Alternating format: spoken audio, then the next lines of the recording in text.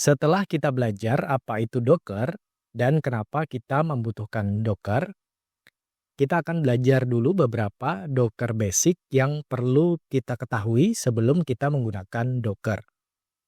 Yang pertama adalah Docker container. Nah, di video sebelumnya kita udah menyinggung mengenai Docker container ya, yaitu sebuah lingkungan terisolasi yang berisi aplikasi dan semua dependensinya.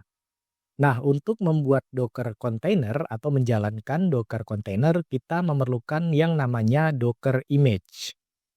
Anggaplah Docker image ini adalah sebuah installer dari Docker containernya.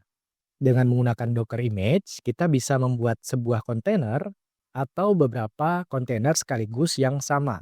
Nanti yang membedakan cuma namanya aja. Nah, selain Docker image, ada juga nanti kita akan belajar mengenai Docker file. Nah, Docker file ini adalah file teks, di dalamnya berisi instruksi untuk membuat sebuah Docker image. Nah, jadi prosesnya begini, kita buat dulu Docker filenya, kemudian kita buat dari Docker file menjadi Docker image, kemudian dari Docker image ini kita run, kita buat dan jalankan kontainernya. Nah, selain itu ada juga namanya Docker Registry.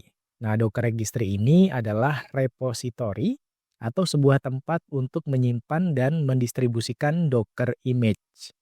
Analoginya mirip seperti misalnya aplikasi Instagram ya, tempat kita upload foto atau video, ke tempat kita sharing foto atau video.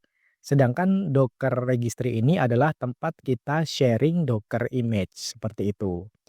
Nah, salah satu Docker Registry yang terkenal itu adalah Docker Hub. Nanti di Docker Hub ini kita bisa mendownload image yang mungkin akan kita gunakan, atau kita bisa juga mengupload image ke dalam Docker Hub ini, kemudian orang lain bisa menggunakan Docker image yang kita buat.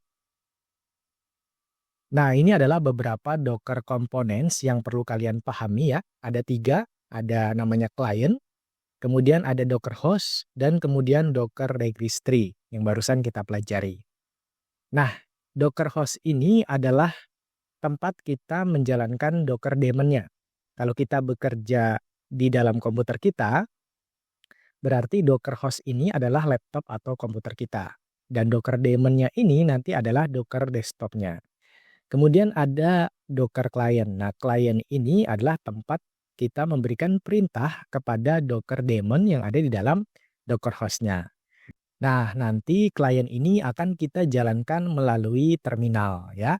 Jadi dari klien ini kita dapat memberikan perintah, perintahnya dapat bermacam-macam. Nah, contohnya di sini ada build. Build ini adalah membuat Docker image dari Docker file. Kemudian ada Docker pull. Nah, Docker pull ini memberikan perintah kepada Docker daemon yang ada di hostnya untuk mendownload image yang ada di dalam Docker registry.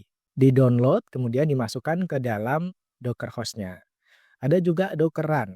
Nah, Docker run ini untuk menjalankan kontainer dari image yang ada di dalam Docker host kita. Kalau image-nya belum ada, dia secara otomatis akan mendownload dari Docker registry. Dan masih banyak komen-komen yang lain atau perintah-perintah yang lain yang bisa kita jalankan melalui klien ini. Oke, selanjutnya kita akan melakukan instalasi tools yang akan kita butuhkan untuk mengikuti kelas ini.